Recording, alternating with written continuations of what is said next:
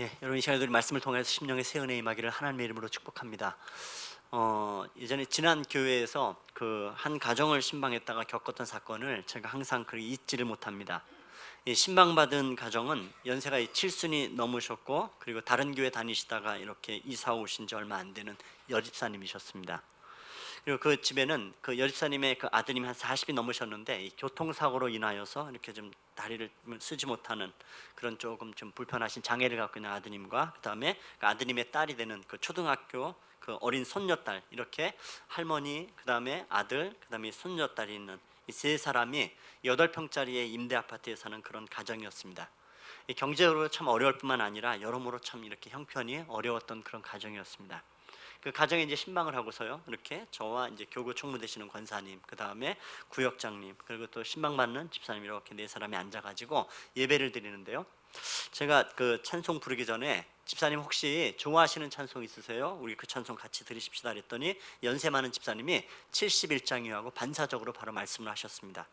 제가 71장을 쫙 폈는데 앞이 깜깜해졌어요. 모르는 찬송이었어요. 이거 어떻게 해야 되나. 옆에 신방대원들이 이렇게 눈치를 주면서 혹시 좀 아십니까 하는 눈치를 줬더니 이분들도 고개를 설레설레 흔들고 모르는데요. 이거 어떻게 돼? 여러분 찬송가 71장 아세요? 가사 한번 띄워보실래요? 여러분 이 찬송 아세요? 아마 모르실 겁니다. 왜냐하면 저도 이 교회 와서 불러본 적이 없어요. 어, 속으로 순간 생각했어요. 괜히 이거 찬송하자 그랬나. 그냥 내가 좋아하는 찬송 하자고 그럴 걸. 후회하고 당황스럽기도 하고, 그래서 하나님 이거 어떻게 해야 됩니까 하고 이렇게 막막해져 있는데, 옆에 신방대원으로 있던 이 권사님이 참 이렇게 지혜롭게 이렇게 말씀하셨습니다. 집사님 먼저 부르세요. 그럼 저희가 따라 부를게요. 그랬더니 이분이요, 당신은 이거 집에서 항상 늘 이 찬송 부르는데 은혜를 받는다고 하면서 지그시 눈을 감으시더라고요. 눈을 감는다는 게 뭡니까? 가사를 다 외웠던 겁니다. 도대체 이 찬송 왜 이 양반은 가사까지 다 외웠을까? 그러는데 찬송을 시작하시더라고요. 옛부터 도움 되시고 소리가 나왔어요 속으로. 그래서 어떻게 합니까? 따라 불렀죠. 내 소망 되신 주, 이 세상 풍파 중에도 늘 보하시리. 예, 저도 따라 부르, 여러분도 따라 부르잖아요. 이 쉬운 찬송을. 가사는 71장을 불렀지만 곡조는 305장에는 나 같은 죄인 살리신, 여기다 곡조를 불러서 그렇게 부르시더라고요. 이 곡조 이제 알게 됐잖아요. 어떻게 합니까? 저도 힘차게 부르고 신방대원들도 얼굴에는 자신감이 붙어가지고 함께 열심히 그렇게 씩씩하게 은혜롭게 불렀습니다. 사실 그 찬송을 부르면서 저뿐만 아니라 이 신방대원들의 얼굴도 굉장히 죄송한 표현이긴 한데, 제가 속으로 그날요, 이게 웃기긴 있고 죽겠는데 웃을 수는 없잖아요. 굉장히 진지하고 분위기는 좋은데 그 진지한 찬송에서, 그 상황에서 그 찬송 부르면서 죄송하지만 속으로 미치는 줄 알았습니다. 겉으로 웃겨 죽겠는데 웃지도 못하고. 근데 그 찬송 부르면서요, 사실 그 찬송이 참 좋았습니다. 눈을 들어보는 현실은 정말 그 좁은 집에 상황도 환경도 그렇게 어찌 보면 답답하고 칙칙함마저 맴도는 그런 것인지 모르지만, 이미 그 자리 가운데서 하나님이 임재해 계시더라고요. 하나님이 이 찬양 정말 기쁘게 받으시는구나, 예배 기쁘게 받으시는구나, 온 마음으로 느낄 수가 있었습니다. 제가 그날 예배 드리면서 제 머릿속에서는 또 돌아가신 어머니 생각도 났어요. 제 어머니도 예수 좀 늦게 믿으셨는데 집에서 저희 어머니도 항상 찬송하실 때마다 찬송가 진지하게 펴주고서는 찬송가 1장부터요 뒷장까지 막힘이 없이 부르세요. 흥얼흥얼 당신이 아는 곡조를 따다 모든 노래를 갖다 다 땡겨다가 뭔 노래도 막힘이 없이 다 부르세요. 우리 어머니도 그랬고 어른들 중에 그렇죠. 곡조 몰라도 사실 내가 아는 곡조에 맞춰서 얼마든지 부르시는 것처럼, 사실 그날 그 찬송은, 그 찬양은 옛부터 도움되시고, 아마 그 작곡가가 볼 땐 땅을 치면서 황당해 할지 모르겠지만, 그날 그것에서의 그 찬양만큼은 어느 때 드려진 찬양보다도 훨씬 더 은혜가 있고 하나님의 임재와 하나님의 기쁘시게 받으시는 찬양이 있고 정말 감동과 그 감격이 있는 그런 찬송이고 예배였습니다. 여러분, 오늘 우리가 함께 이곳에 모여서 하나님을 예배하고 찬송합니다. 여러분, 우리 예배 때마다 또 때로는 혼자, 오늘 또 여럿이 함께 모여서 우리가 찬송을 부릅니다. 여러분, 여러분이 부르는 찬송은 어떻습니까? 여러분, 어떤 상황에서 어떤 마음을 담아서 드려지는 찬양입니까? 여러분, 우리 어떤 마음으로 어떤 상황 가운데 어떻게 찬양하면 좋을까요? 여러분, 우리가 지금 이 3주째 살펴보는 시편 57편의 다윗은 우리가 배경을 잘 우리 이제 이해했을 거라 생각합니다. 이유도 알지 못하는 채로 맹목적으로 그리 자기를 죽이려고 달려드는 절대 권력자인 이 사울 앞에서 생명을 구걸하며 이리저리 피했던 다윗, 그러다 결국은 동굴에 숨어 들어온 처지입니다. 그렇게 숨어 들어왔던 이 아둘람 굴은 철저한 세상과의 단절이 있고 그만큼이나 아주 철저한 고독이 있는 그런 상징이 있는 그러한 곳입니다. 여러분, 아마 이 막장이라는 단어를 우리가 아실 거라 생각합니다. 막장이라는 것의 이 사전적 의미는 갱도의 막다른 곳이라, 광산의 가장 안쪽에 광산 끝자락을 말합니다. 그런데 여러분, 이 막장이라는 단어는 또한 의미적으로 인생의 갈 때까지 간 사람을 지칭하는 말이기도 합니다. 여러분, 지금 다윗은 그야말로 말 그대로 인생의 막장까지 간 사람입니다. 더 이상 뚫고 갈 수 없는 차단된 동굴 안에 갇혀 있는 사람입니다.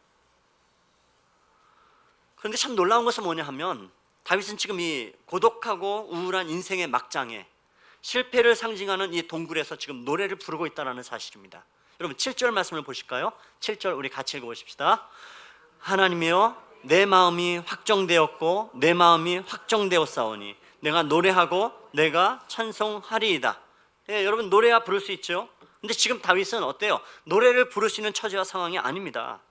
아둘람굴로 추정되는 그 동굴에 흘러 들어갈까지, 비록 그 직전에는, 바로 그 직전에 오죽했으면 적진이었던 이 블레셋에 들어가서 목숨을 부지하려고 구걸하며 들어갔던 것, 거기서 겨우 그렇게 생명의 위협을 느끼면서 침 흘리고 미친 척하다가 겨우 그렇게 생명을 부지하고 도망쳐 나왔습니다. 인생에 너무도 굴욕적인 이 경험을 가지고서 지금 동굴 안으로 그렇게 밀려 들어와 있는 다윗, 노래가 나오겠습니까? 노래가 나온다면 아이고 내 신세야, 아이고 내 팔자야, 아마 이런 탄식의 노래가 나와야 정상일 거예요. 그런데 여러분, 지금 다윗은 이 동굴이라는 현실의 고통을 뛰어넘어서 정말 이 사람은 이런 지금 고통 가운데 있는 사람인가 싶을 정도로 이 노래는, 이 가사는 너무도 그 밝고도 희망찬 그 노래를 하나님 앞에서 동굴에서 부르고 있는 모습들을 보게 됩니다. 그리고 여러분, 가만 보면 이 성경에는 이 비슷한 상황 가운데 어둡고 우울하고 또 때로는 절대로 노래가 나오지 않을 것 같은 그런 상황 가운데서 노래했던 수많은 사람들의 기록이 성경에 담겨져 있는 것을 보게 됩니다. 예를 들면 우리가 알고, 여러분, 사도행전 16장에 바울과 실라가 그랬죠. 복음을 전하다가 그 엄청난 모욕을 당하고 두들겨 맞고 옥에 갇힌 상황입니다. 사도행전 16장 22절 23절 이렇게 얘기합니다. 무리가 일제히 일어나 고발하니 상관들이 옷을 찢어버리고 매로 치라 하여 많이 친 후에 옥에 가두고 간수에게 명하여 든든히 지키라 하니 그가 이러한 명령을 받아 그들을 깊은 옥에 가두고 그 발을 착고에 든든히 채웠더니 한밤중에 바울과 실라가 기도하고 하나님을 찬송하며 죄수들이 듣더라. 이게 상상이 되십니까, 여러분? 상황적으로 너무도 우울하고 침울한 상황 가운데, 복음 전하다 두들겨 맞고 지금 감옥에 갇혀있는 그 상황 가운데서 그 상황을 뛰어넘는 노래를 한밤중에 부르고 있는 바울과 실라, 그리고 그 예상치 못한 곳에서 흘러나오는 그 노래를 통하여서 가만히 귀 기울여 듣고 있는 그 감옥에 있는 많은 죄수들. 여러분, 이 부분을 상상해 보면 우리가 엿새 동안에 예수 믿는 우리가 세상 한가운데서 보여야 될 그림이 무엇인가, 어떤 화면을 우리가 세상 가운데 보여드리는 것을 너무 우리가 명확하게 도전하고 있습니다. 우리 각자의 그런 마음들이 있을 거라 생각합니다. 마음에 찢어지는 아픔도 있고, 가정의 커다란 문제 가운데 위기의 문제들도 가지고 있고, 일터도 사업도 너무너무 어렵고 힘든 상황. 근데 그것을 이웃과 주변에 있는 모든 사람들이 그것들을 너무나 잘 알고 있는 그런 상황들 말입니다. 근데 여러분, 거기서도 태연하게 노래하고 찬송하는 예수 믿는 어떤 사람과 또 그것을 경이롭게 바라봐주는 주변 사람들의 모습, 그럼 이것이 바로 엿새 동안에 우리가 보여줘야 될 그림이고 모습입니다. 그런가 하면 시편 3편에 보시면 다윗이 오랜 세월이 지나고 나서 왕이 되고 난 이후에 또 한 번의 인생의 커다란 위기를 찾아오게 되는데, 그래서 자기 아들 압살롬이 아버지를 반역한 것입니다. 그때 더 큰 충격은 뭐였냐 하면, 그렇게 다윗에게 믿고 충성을 했던 자기의 신하들이 하나같이 다윗에게서 철저하게 등을 돌리고 반역의 자리로 전부 다 옮겨버리고만, 정말 기가 막힌 상황 가운데 왕의 모든 권위와 그 모든 위엄은 그냥 땅에 떨어지고 정말 구차하게 목숨을 부지하기 위해서 예루살렘 수도를 등지고선 그렇게 황급히 피신하고 있는 이런 상황까지 여러분, 다윗은 어떻게 노래하고 있는가? 시편 3편 6절에 얘기합니다. 천만인이 나를 애워싸 진친다 하여도 나는 두려워하지 아니하리이다. 여러분, 환경에 굴하지 않는 다윗의 모습은 도대체 이게 어디서 나온 걸까요? 이미 그는 왕이 되기 이전에 그 굴에서 하나님을 노래했던, 그를 이 하나님께서 어떻게 인도하셨는가를 정말로 온몸으로 경험했던 이 다윗이기 때문에 여러분, 이러한 찬송을 부르기 시작합니다. 이게 바로 신앙의 여유가 아닐까요, 여러분?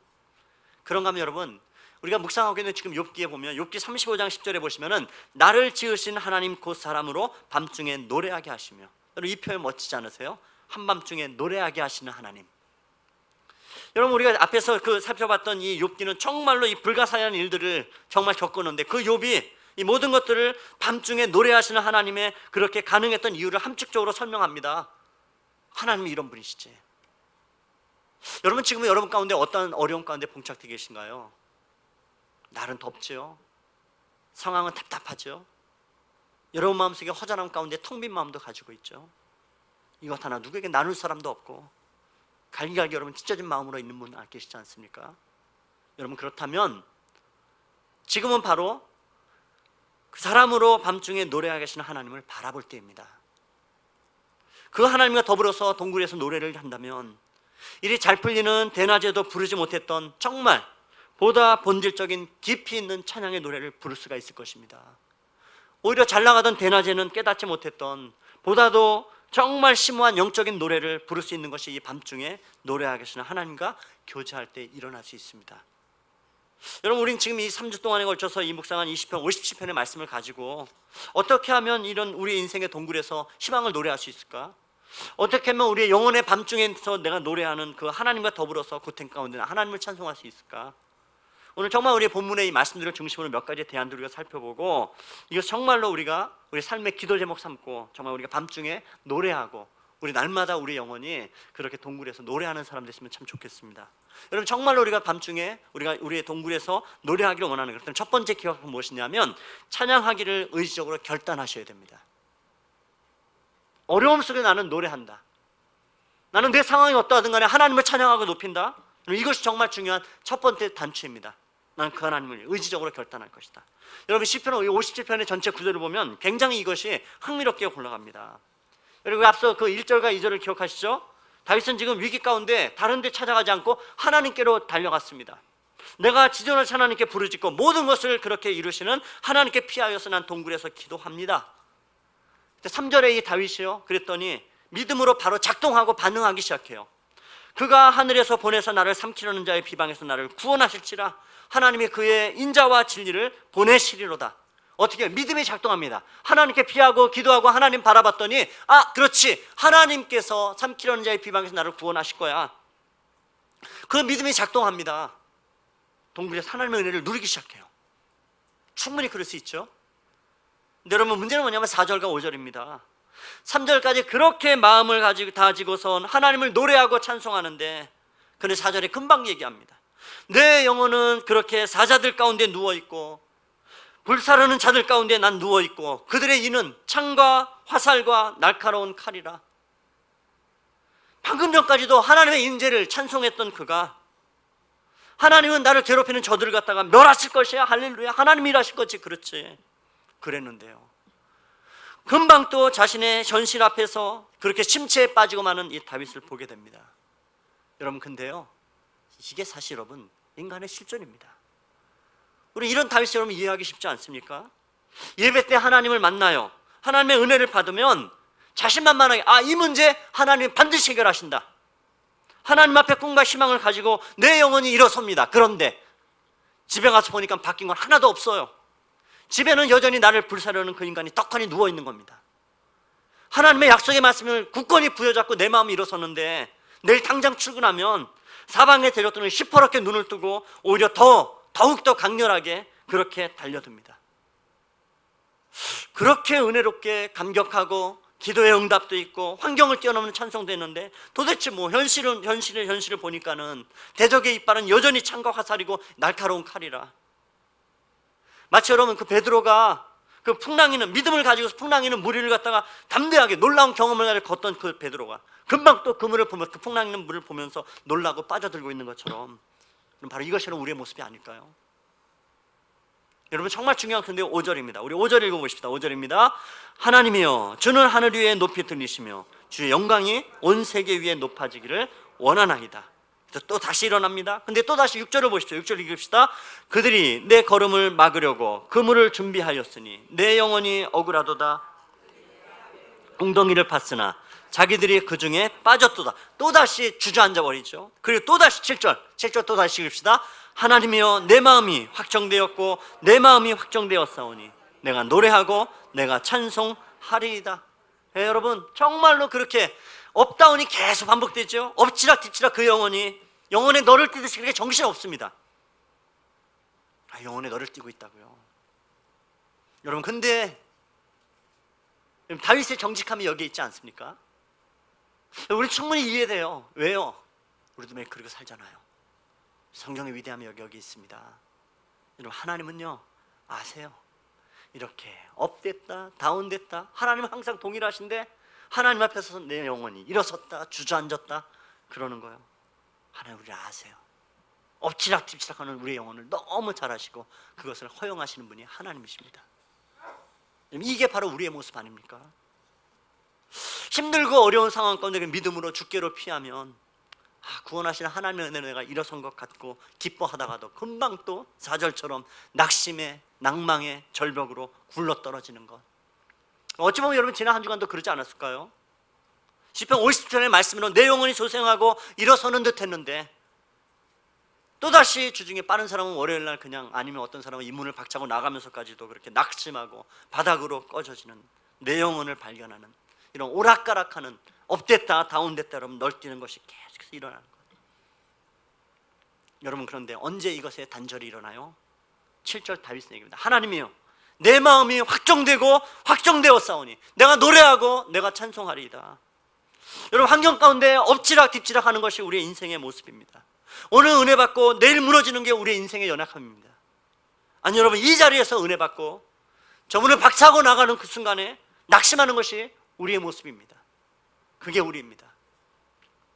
여러분 그렇기 때문에 다윗은요 내 마음과 내 모든 감정과 의지를 갖다가 들여서 내 영혼아 어찌하여 낙심하느냐 스스로 선포하고 결단합니다. 내 영혼을 확정하자. 내 하나님을 찬송하고 어떤 상황이 나는 하나님을 노래할 것이다. 여러분 우리가 하나님 앞에서 그랬죠. 하나님 제발 이 동굴에서 좀 빨리 좀 벗어나게 해주십시오. 그럼 나 이 동굴에서 벗어나게 하면 내가 하나님을 찬양하고 내가 노래하겠습니다. 여러분 그럴 때 하나님은 우리에게 말씀하세요. 순서가 바뀌었다. 순서가 네가 동굴에서 벗어나야 노래하는 것이 아니라 내가 동굴에서 노래하면 벗어날 것이다. 내가 동굴에서 노래하면 벗어날 것이다. 여러분 한번 결심하면 그렇게 바뀌지 않은 그 로봇과 같은 마음이 아니고 하루에도 사실은 뭡니까 수도 없이 좌절하고 낙심하지만은 우리의 마음 가운데 하나님 내가 하나님 앞에 찬양하기로 하나님 앞에 이 동굴이 나를 끊이지 못한다는 그런 선언은 여러분 정말 귀한 것입니다. 여러분 어떤 걸로 힘들어 하시나요? 여러분 마음 가운데 선포하십시오. 나는 예수 그리스도의 이름으로 나는 이 동굴에서도 노래하고 찬송할 것이다. 여러분 이렇게 선포하는 여러분 되시 주님의 이름으로 축복합니다.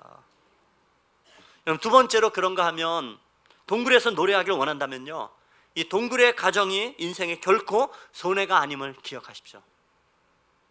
내 영혼에 보내는 밤중이 여러분 결코 손해가 아님을 기억하시면 좋겠습니다. 우리 뭔가 늘 내가 뭘 일을 하고 내가 움직이고 내가 왕성하게 달려가야 내 인생에 발전이 있다고 생각을 합니다. 그런데 여러분 가만히 잘 생각해 보십시오. 실제로 그런가? 제가 어떤 글의 문장을 보니까 이런 문장이 있어요. 인간의 중요한 역사는 인간이 잠들어 있을 때 이루어졌다. 제가 이 문장 보면서 맞다. 그렇지. 인간의 중요한 역사는 우리가 잠든 사이에 이루어졌지. 여러분 우리가 당장 아담이 여러분 에덴 동산에서 하나님께서 그에게 모든 것을 맡기셨어요. 동산을 관리하고 모든 그렇게 생명들을 돌아보고 짐승들을 불러서 이름을 짓고 돌보는 일이 정신없이 많습니다. 그런데 그 여러 가지 일을 하고 있는 이 아담에게 진짜 중요한 일은 언제 일어나요? 아담이 잠잘 때 일어났어요. 하나님께서요 하와를 창조하실 때에 아담의 아내 되는 하와를 창조하실 때 아담을 잠재우셨다고요. 왜 그러셨을까요? 왜 그러셨을까요? 왜 하나님은 인간의 중요한 일이잖아요. 그죠? 아내를 맞이하는 일인데, 평생 동거동거한 아내를 맞이하는 일인데 하나님이 아담을 왜 잠재우셨을까요? 여러분, 아마 아담이 깨어 있다면 하나님의 사에게 걸리적거리게 했을 것 같아요. 얼마나 말을 많이 할까요? 아내를 지금 하나님이 창조하세요. 옆에서 얘기할 겁니다. 하나님, 얼굴은 이뻐야 됩니다. 너는 땡그랗고, 하나님, 코는 어떻게 해야 되고요, 입술은 앵두같이 예뻐야 됩니다. 몸매는요, 내가 데리고 살 여잔데요, 하나님 정말 잘 만드셔야 됩니다. 참견이 많을 것 같아요. 그게 아니죠, 하나님. 그렇게 빚으시면 안 됩니다. 하나님의 사에게 방해거리 되고 말 거예요. 여러분, 그런데 그가 살아서 행했던 수많은 일들이 그가 잠든 사이에 하나님이 하신 일보다 못합니다. 여러분, 그리고 창세기를 보시면은 하나님의 하루를 계산하는 법이 굉장히 독특합니다. 창세기 1장 15절에 하나님이 빛을 낮이라 부르시고 어둠을 밤이라 부르신, 저녁이 되고 아침이 되니 이는 첫째 날이니라. 여러분, 우리의 계산법은 뭡니까? 아침이 되고 저녁이 되면 첫째 날이 지난다. 그런데 여러분, 하나님의 계산법은 뭐라고요? 저녁이 되고 아침이 되니 첫째 날이라. 8절에도 저녁이 되고 아침이 되니 둘째 날이라, 저녁이 되고 아침이 되니, 계속해서 몇째 날이라. 무슨 말씀입니까? 여러분, 사람이 잠들어야 하루가 시작됩니다. 사람이 잠들었을 때 하나님은요, 일하십니다. 여러분, 열왕기상 18장에 보시면 이 엘리야가 바알과 아세라를 섬기는 이 선지자들을 850명을 물찌르는 엄청난 일을 행했습니다. 그런 이 엘리야가 진짜 하나님의 종답게 밤중에 노래하는 담력을 가진 선지자로 본격적으로 쓰임받은 것은 언제부터인가? 여러분, 오히려 로뎀나무 밑에 잠들고 있을 때부터 시작됩니다. 여러분, 이 엘리야가 로뎀나무 밑에서 잠들어 있을 때에 그 로뎀나무 아래 자는 엘리야를 하나님이 야단치시던가요? 아닙니다. 야야야, 너 정신 차려야지. 지금 너 일하고 있었는데도 자야 되냐? 너 지금 너 낙심하면 안 되지. 너 그러면 안 된단 말이야. 하나님 그러세요? 아닙니다. 천사를 보내시고 잔뜩 먹을 것을 준비하시고 깨어나니까 말이야, 이거 먹고 자거라. 이거 먹고 자라. 또 그래, 푹 자고 일어나면 또, 야, 이거 너 먹고 자라. 그래야지 너 힘낼 거야. 너 힘낼 거야. 여러분, 가만히 보십시오. 엘리야의 엘리야됨은 로뎀나무 아래서 먹고 자고 있을 때에 하나님이 일하시는 겁니다. 그때 하나님 일하세요. 내가 잠잘 때 하나님 일하신다고 지금 주무시면 안 돼요. 지금은 아닙니다. 여러분, 정말 흥미롭게 성경에 묵상해 보면 이 인류의 구원을 향한 하나님의 십자가를 앞둔 상황들이 있어요. 여러분 보십시오.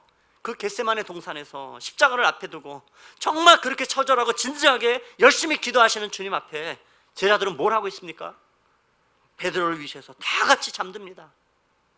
와서 흔들어 깨우면 자고, 와서 흔들어 깨우면 자고. 정말 뭐 십자가의 왼수들 같아요. 결국 예수님 나중에 포기하시고 보니까 그냥 자라. 여러분, 근데 잘 보십시오. 그렇게 제자들은 주님의 이 결정적인 이 구원의 사역을 앞두고 자기의 책무들을 다하지 못하고 정신없이 주무셨는데, 여러분, 그래서 하나님의 사역에 지장이 있던가요? 아니요. 그래서 하나님의 구원의 사역들이 연기되던가요? 아니요. 여러분, 오히려 겟세마네 장면을 보시면 정말 중요한 영적 교훈은 어찌 보면 인간을 향한 예수 그리스도의 구원의 사역은 그 어떤 사람의 열심이나 그 어떤 인간들의 열정적인 기도나 어떤 인간들의 세상을 향한 뜨거운 열심으로 이루어진 것이 아니라 전적으로 모든 것이 다 주님의 열심으로 이루어진 사건이다라고 우리에게 말씀하고 있습니다. 그렇기 때문에 여러분, 앞을 향해 열심히 달려가다가 내 영혼이 중간에 넘어지고 동굴에 갇히고 한밤중을 맞이하는 영혼 가운데서 정말 굉장한 괴리감을 느끼고 내 영혼이 고여있는 것 같은 그때에, 여러분, 우리 그 순간에 인간적인 관점에서는 낮이 되고 저녁이 되고 하루가 된다는 계산하는 인간적인 방식에서 볼 때는 그게 너무 여러분 젖어버리면 초조해진단 말이에요. 아니요, 여러분, 저녁이 되고 아침이 되니라는 이 하나님의 계산법은요, 내 영혼이 동굴에 갇혀 있을 때, 내 영혼의 한밤중에 신음하고 전전긍긍하는 그 시간에 하나님은 일하십니다. 여러분, 우리 인생에 결코 손해가 되지 않습니다. 지난주에 살펴본 대로 여러분, 베드로가 복음을 전하다가 감옥에 갇혀 있을 때 베드로가 한 것은요, 깊이 잠든 게 전부입니다. 깊이 잠들어 있는 베드로를 향해서 누가 일하세요? 하나님이 일하셨어요. 천사를 보내시고 잠들어 있는 베드로를 깨우고, 그래도 안 일어나니까 옆구리를 쳐서 깨우고, 옥문을 활짝 여시고, 그 감옥 안으로부터 걸어 나오게 하는 모든 일들은 누가 하십니까? 하나님이 하십니다. 여러분, 오히려 내가 그냥 주저앉아 있을 때, 이게 오히려 하나님의 일에 걸리적거리지 않겠구나. 예, 하나님 일하십시오. 하나님 일하십시오. 난 그 주님 바라보고 주님 찬양합니다. 여러분, 그 주님 바라보고 찬양하는 영혼이 되는 건 정말 중요합니다. 이제까지 업다운되면서 그냥 오락가락 정신없던 이 다윗이요, 그 인생이 뭐라 얘기냐면, 여러분 8절 말씀 보실까요? 8절, 우리 8절 같이 읽죠. 내 영혼아 깰지어다, 비파야 수금아 깰지어다, 내가 새벽을 깨우리로다. 내가 새벽을 깨우리로다. 여러분, 지금 동굴에 갇혀있는 인생이 새벽부터 일어나서 일찍 일어나서 뭐 할 일이 뭐가 있겠어요? 근데 여러분, 이 마음은 압니다. 하나님을 바라보면, 하나님을 기대하는 마음은 일어납니다. 하나님이 어떻게 일하실까? 여러분, 일하시는 그 하나님의 문전 앞에서 서성이며 기대하는 이 다윗의 마음이 새벽을 깨우려다는 이 마음속에 여러분, 그 정말 열망들이 모아져 있다고요. 왜요? 주님을 바라보기 시작해요. 여러분 기억하십시오. 다윗이 이 찬양을 왜 부릅니까? 내가 새벽을 깨울까? 왜요? 여러분, 하나님을 기대하기 시작합니다. 여러분 기억하십시오. 하나님을 기대하는 그것에 하나님은 역사하십니다. 하나님을 기대하는 그것에 하나님이 역사하십니다. 다윗은 알아요.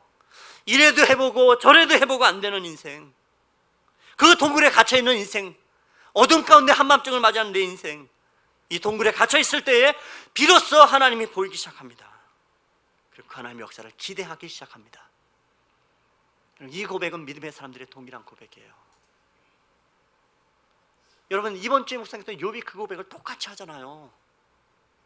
하나님은 침묵하시는 듯하고, 모든 사람들은 나를 떠나고, 아무것도 없는 그 순간에 진지하게 욥은 자신의 영혼의 시선이 하나님께로 향하는 그 순간에 구속자 되시고 대속자 되시는 예수 그리스도를 바라보며, 하나님이 일하시는 거구나, 인간은 아니구나.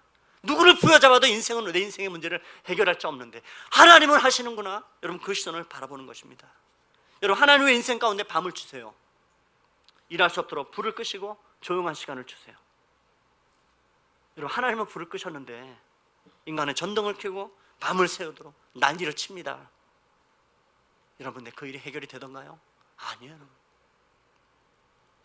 여러분, 정말 오늘 내 영혼 가운데 내 영혼은 위축되어지고, 내 삶도 위축되어지고, 일은 안 풀리고, 자신감도 잃고, 눈을 떠보면 아무것도 없고, 차라리 그냥 잠들기 전에 하나님 그냥 나 차라리 그냥 잠들고 영원히 눈 뜨지 않게 해주십시오. 한강을 지나가다 여러분 뛰어들고 싶은 그런 마음들이 있을 때 여러분, 그 마음을 더 트십시오. 바꾸십시오. 그래서 하나님 보십시오. 그리고 여러분 선포하십시오. 하나님, 내 영혼이 확정하며 하나님을 찬양하고 노래합니다. 그 하나님의 일하심을 기대하는 인생이 되십시오. 하나님을 기대하는 그곳에 하나님은 역사하십니다. 여러분, 이것이 우리의 믿음의 고백되길 주님의 이름으로 축원합니다. 세 번째, 너무 중요한 것, 동굴에서 노래하는 인생은 세 번째요, 결국은 승리에 대한 확신을 가집니다. 여러분, 잊지 마십시오. 오늘 동굴 이 시편 57편의 결론, 우리 10절과 11절의 말씀 우리 같이 읽겠습니다. 무릇 주의 인자는 커서 하늘에 미치고 주의 진리는 궁창에 이르나이다. 하나님이여, 주는 하늘 위에 높이 들리시며 주 영광이 온 세계 위에 높아지기를 원하나이다. 여러분, 하나님을 기대하는 인생은요, 하나님의 인자와 진리로 일하심을 보게 될 것이라.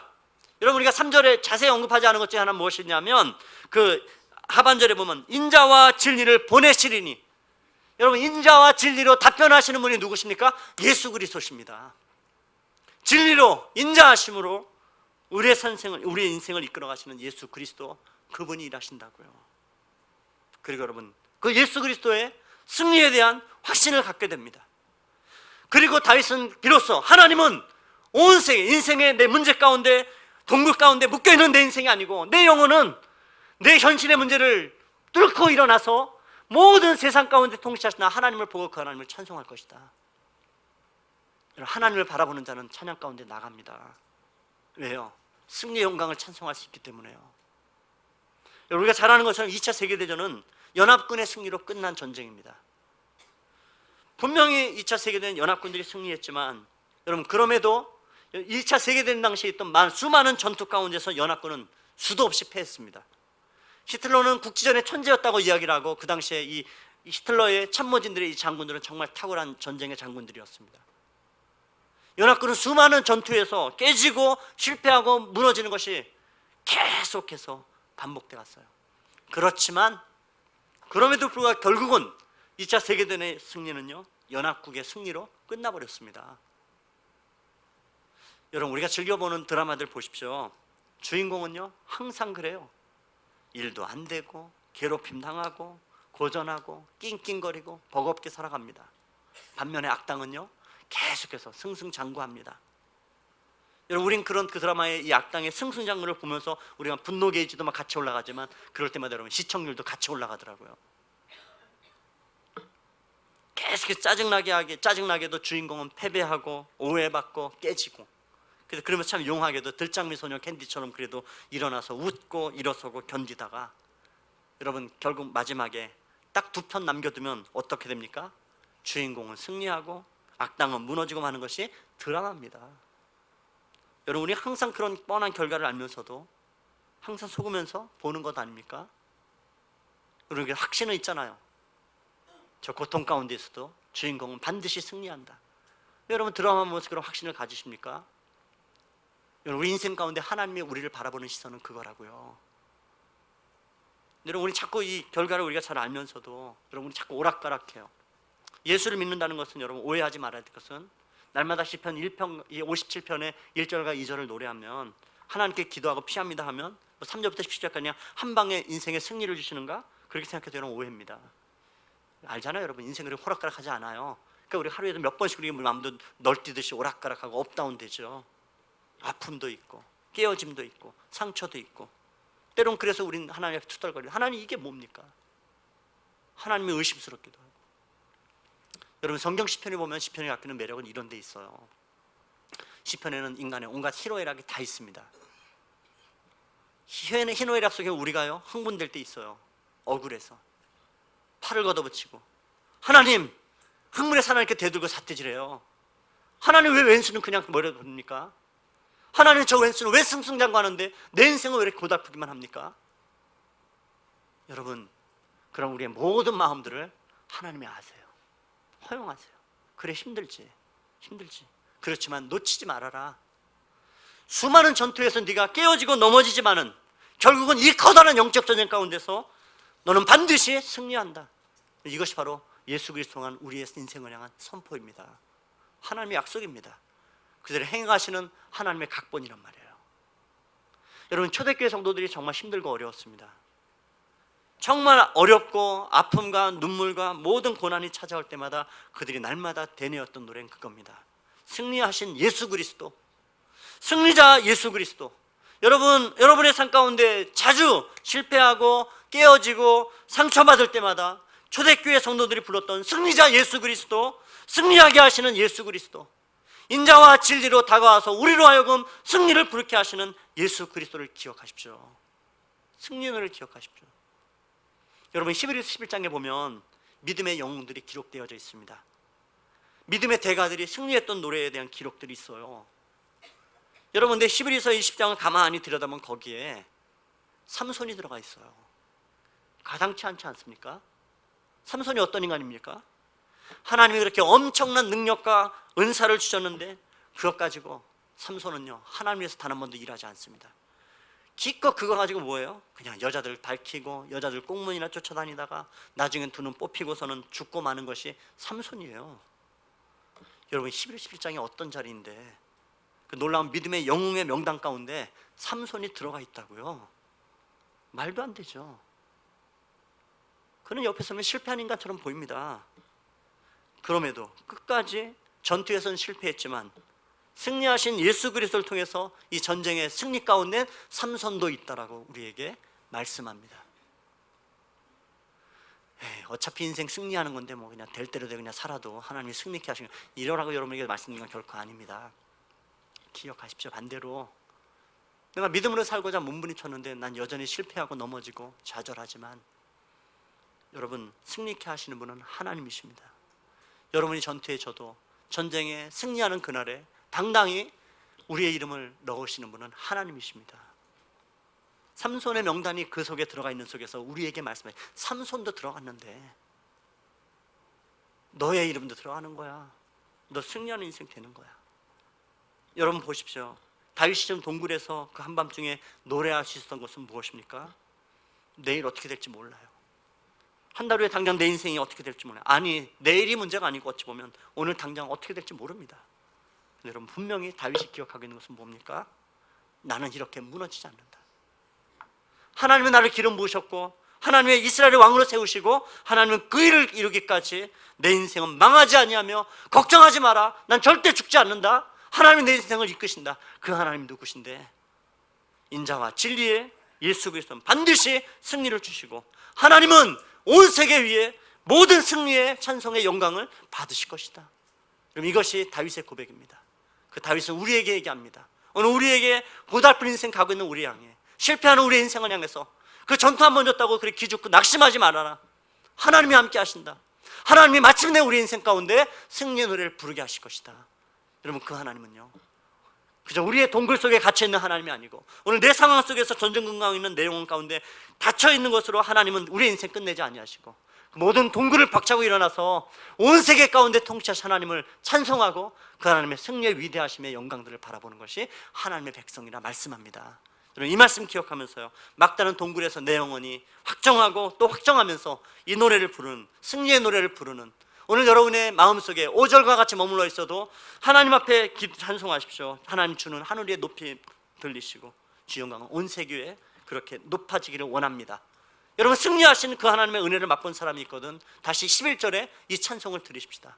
하나님은 하늘 위에 높이 들리시며 하나님의 모든 주의 영광이 온 세계 위에 높아지기를 원합니다. 그럼 이 다윗의 이 고백이 오늘 우리의 삶 가운데, 우리의 인생의 한밤중에, 우리의 인생의 그렇게 동굴 끝에서도 하나님을 높이고 찬송하는 우리 모두 되시기를 높으신 주님의 이름으로 축원합니다. 우리 같이 기도하겠습니다. 하나님 아버지, 다윗은 동굴에 하나님 던져진, 동굴 끝에 던져진 인생입니다. 동굴 끝에 하나님 낙심하고 낭망하다가도 하나님을 바라보고 영혼이 일어서고 상황을 바라보며 또다시 낙심하다가도 하나님이 어떤 분이신가를 바라보며 일어서는 다윗의 모습을 봅니다. 하나님 이것이 우리의 고백입니다. 하나님 우리가 그렇습니다. 우리의 상황 가운데 낙심하다가도 하나님께로 달려가고 하나님 앞에 내 영혼을 피난처로 삼다가도 하나님 당장 또 현실을 보면 무너지고 하나님 낙심하는 내 영혼 가운데 다시 한번 하나님 내가 하나님께 내 시선을 모두오고 주님을 바라보며 내 영혼이 확정하며 주님을 찬송합니다. 하나님 이것이 우리의 선포가 되게 도우시고 찬송 있는 선포하는 그곳에 하나님의 위대하심이 일하여 주시기를 간구합니다. 하나님 우리가 오늘 자그마한 우리 인생의 전투 가운데 실패하고 무너지는 듯하여도 하나님 결코 모든 전쟁 가운데 끝나지 아니하고 무너지지 아니하며 승리를 노력해 하시는 그 하나님의 은혜 가운데 우리가 서는 줄로 믿습니다. 하나님 그 은혜 바라보며 그 약속 바라보며 오늘도 담대히 믿음으로 하나님을 바라보고 하나님은 하늘 위에 높이 돌리시며 하나님은 온 세계 위에 높아지기 원합니다. 이 승리의 찬양의 고백이 우리의 찬양이 될 수 있도록 하나님 일하여 주옵소서. 주님께 감사를 드립니다. 예수 그리스도 이름으로 기도드렸습니다. 아멘.